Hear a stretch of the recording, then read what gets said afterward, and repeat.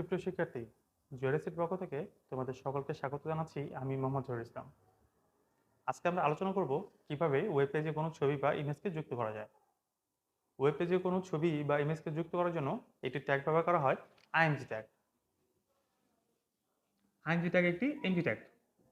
আমরা জানি যে সকল ট্যাগ সময়ের শুরু ট্যাগ থাকে কিন্তু শেষ ট্যাগ থাকে না, তাকে বলা হয় এমজি ট্যাগ। এই জন্য ইমেজ ট্যাগে শুধুমাত্র শুরু ট্যাগ থাকবে, এর কোনো শেষ ট্যাগ থাকবে না। ইমেজ ট্যাগে আমরা কিছু অ্যাট্রিবিউট ব্যবহার করব। HRC সমান URL width height ALT align HRC attributes URL। HRC অর্থ হচ্ছে সোর্স। আমাদের ইমেজের যে লোকেশন থাকবে বা ছবিটির যে নাম থাকবে সেই অংশ আমাদের লিখতে হবে URL এর অংশে।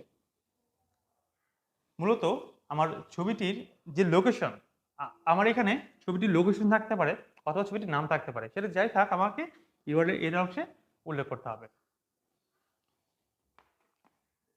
এর পরবর্তী অ্যাট্রিবিউট হচ্ছে উইডথ এবং হাইট।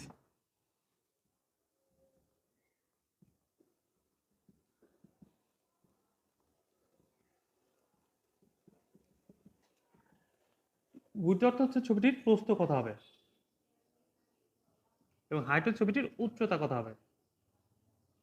মনে করো আমার একটি ছবির সাইজ বা ছবির ফ্রেম, তো এই ক্ষেত্রে আমার এই পাশাপাশি যেটা থাকবে সেটা হচ্ছে উইডথ,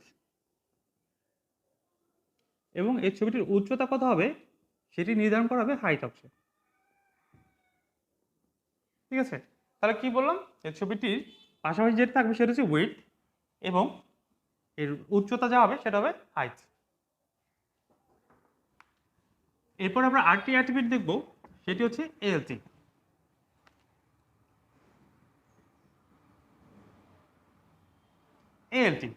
এএলটি অর্থ হচ্ছে অল্টারনেটিভ।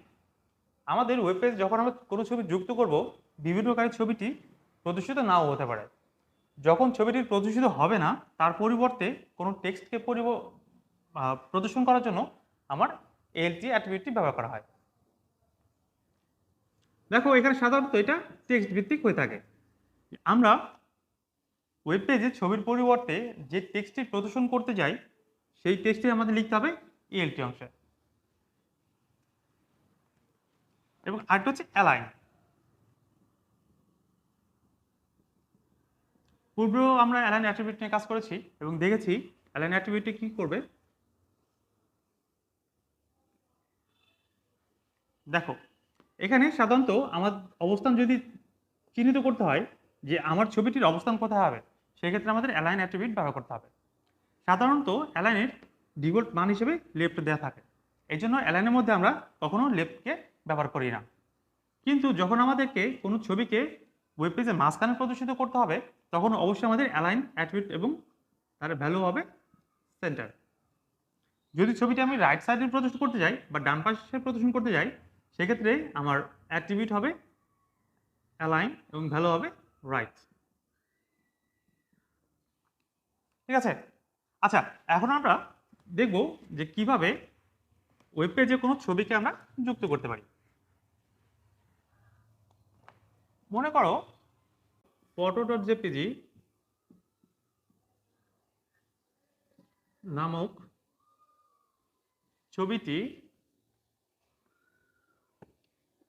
যুক্ত করার জন্য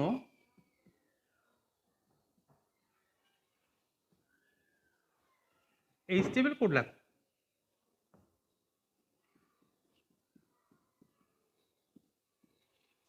দেখো যেহেতু আমাকে একটা HTML কোড লিখতে হবে, তো অবশ্যই আমাদেরকে HTML ট্যাগ দিয়ে শুরু করতে হবে।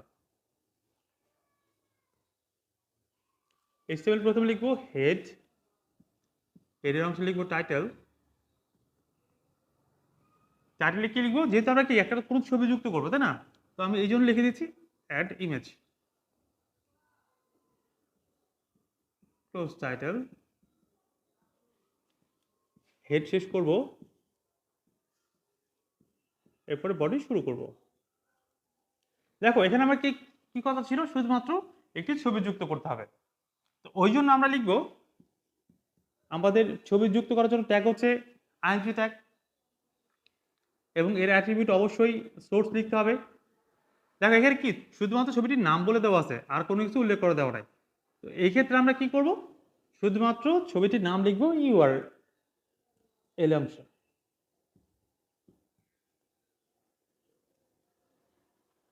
ঠিক আছে, দেখো আমাদের এতটুকু অ্যান্সার করলেই আমার কমপ্লিট হয়ে যাবে। বডি শেষ করব, HTML শেষ করব। দেখেছো কতটা সহজ। শুধুমাত্র যদি ছবির নাম দেওয়া থাকে সেক্ষেত্রে আমাদের ইমেজ যে ট্যাগ হবে সেই ট্যাগের অ্যাট্রিবিউট ব্যবহার করতে হবে HRC, এবং এখানে শুধুমাত্র ছবিটির নাম উল্লেখ করলেই আমাদের সেটা প্রদর্শন করবে। এখন এর পরবর্তীতে আমরা যদি চিন্তা করি যে ছবিটির নামের পাশাপাশি ছবিটির সাইজ উল্লেখ করে দেওয়া আছে, তো এখন কিভাবে অ্যান্সার করব? আমরা আগের মতোই HTML দিয়ে শুরু করতে হবে। হেড অংশ, যেহেতু ছবি এটাও একটা ছবি যুক্ত করতে হচ্ছে, এখানেও অ্যাড ইমেজ লিখতেছি, হেড শেষ বডি শুরু। আমাদের পরিবর্তন করতে হবে ইমেজ অংশটাতে। তো এক্ষেত্রে আমার আগে শুধুমাত্র ছবির নাম দেওয়া ছিল, এই জন্য আমি শুধুমাত্র ছবির নামটা লিখেছিলাম। এখন ছবিটির সাইজ যুক্ত করে দেওয়া আছে 500x300। আমরা প্রথমে বলেছিলাম যে প্রথম যে অংশ হবে এটা হবে উইডথ, পরবর্তী অংশ হবে এটা হবে হাইট।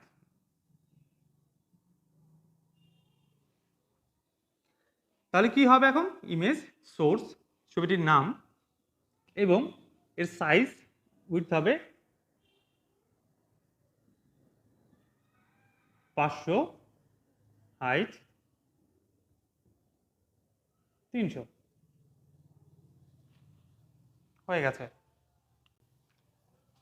আমি আবার বলছি, যদি শুধুমাত্র ছবির নাম থাকে আমাকে এই অংশটুকু লিখতে হবে, জাস্ট এখানেই আমাকে শেষ করে দিলেই সেটা ছবির নাম সহ প্রদর্শন করবে।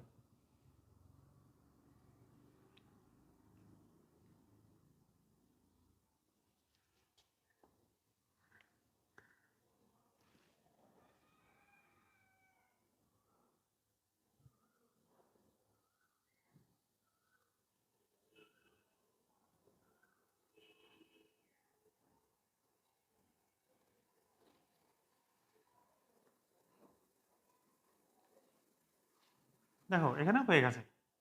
তো এখন তোমরা অনেক ক্ষেত্রে দেখবা পরীক্ষার মধ্যে এখানে PX উল্লেখ করা থাকে।